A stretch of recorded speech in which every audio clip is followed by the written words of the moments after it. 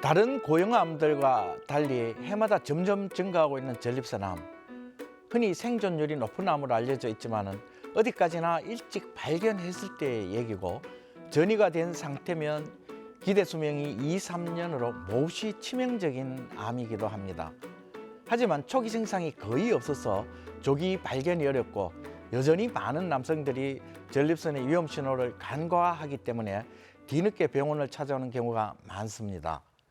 안녕하세요. 비뇨의학과 전문의 배양규 원장입니다. 네, 초기에는 아무런 증상이 없거나 다른 검사 중에 우연히 발견되는 경우가 많습니다.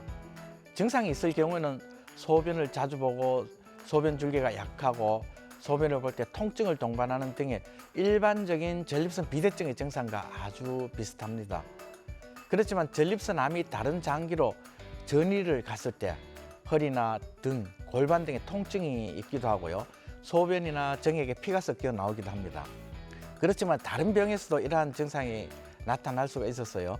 각별히 주의를 기울이지 않으면 증상만으로는 조기 진단이 어려운 경우가 많습니다.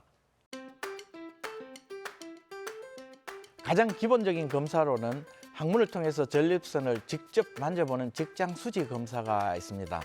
우리나라에서는 50세 이상, 미국에서는 40세 이상에서는 1년에 한 번 이상 검사 받기를 권고하고 있습니다.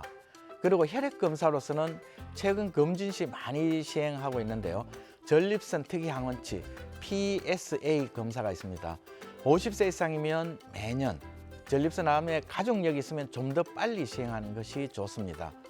전립선암은 특징적인 증상이 없기 때문에 50세 이상이면 누구나 반드시 직장 수지 검사와 전립선 특이 항원치 검사를 받는 것이 전립선암의 조기 진단에 무엇보다도 중요합니다.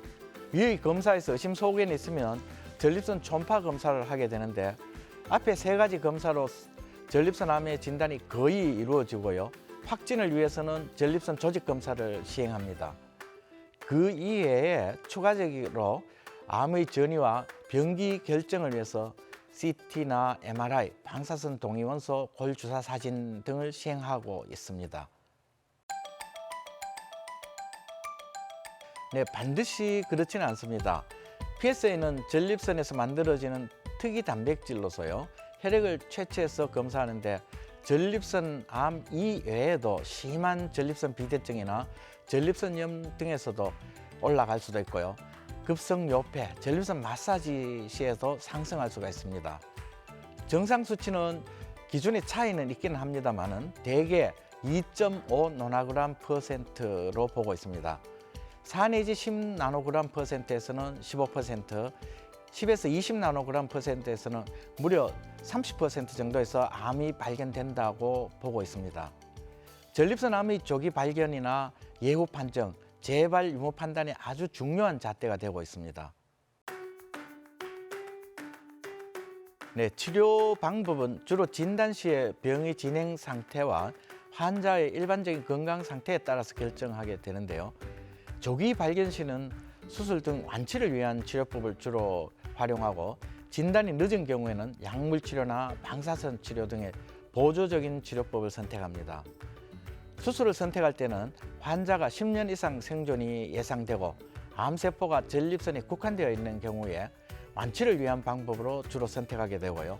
암이 전립선 피막을 조금 넘었더라도 골반 림프셀에 미세한 전이만 있고 환자의 상태가 양호해서 수술에 따른 금기사항이 없는 경우에도 수술적인 방법을 선택하기도 합니다. 과거에는 주로 하복부나 회음부의 절개를 통한 방법을 이용했지만요.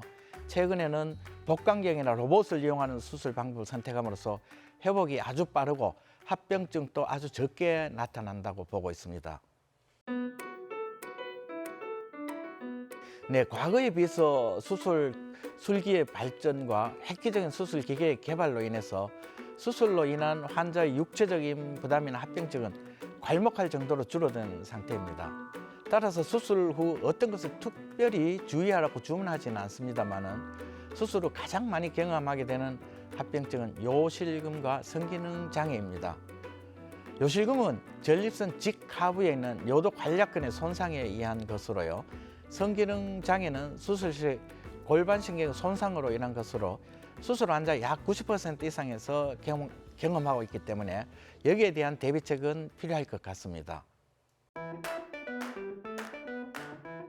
네, 수술 직후에 환자들을 당혹하게 하는 요실금은 치골 미근 운동과 약물의 도움을 받으면 대개 3개월 이내에서 80%, 1년 내에는 90% 이상이 정상으로 회복이 됩니다. 발기부전도 초급해하지 마시고 약 한 1, 2년간 약물을 사용하면서 기다리라고 권고하고 있습니다. 전립선암 재발을 조기에 진단하기 위해서는 주기적으로 전립선 특이항원치 검사를 권유하고 있습니다. 네, 다른 다양한 방법들이 있는데요. 방사선 치료, 호르몬 치료, 고강도 초음파 접속술, 냉동 치료, 항암 치료 등이 있습니다. 그중 방사선 치료는 국소 전립선암의 완치를 위한 치료법으로 선택하기도 하고요. 대개의 경우는 고령에 동반된 심혈관계 질환 등의 합병증이 많아서 수술이 부족한 경우에 혹은 진행된 전립선암에서 전립선의 크기를 줄이고 암에 의한 통증을 경감시키기 위한 목적으로 주로 선택을 하는데요. 치료 기간은 대개 6 내지 8주 정도이고 배뇨통이나 혈뇨, 직장 출혈 등의 합병증을 동반하기도 합니다. 그 이외에 많이 활용되는 치료법으로는 전립선암은 남성 호르몬에 의해서 증식한다는 이론에 입각해서 남성 호르몬을 차단하는 약물을 사용하거나 남성 호르몬의 주 생성 장기인 고환을 제거해주는 수술을 통해서 전이된 전립선암이나 방사선이나 수술에 반응하지 않는 전립선암의 치료에 적용하기도 합니다. 그리고 고령이나 심혈관계 질환 등으로 수술에 무리가 있거나 환자가 수술을 거부하는 경우 냉동치료나 항암치료를 이용하기도 합니다.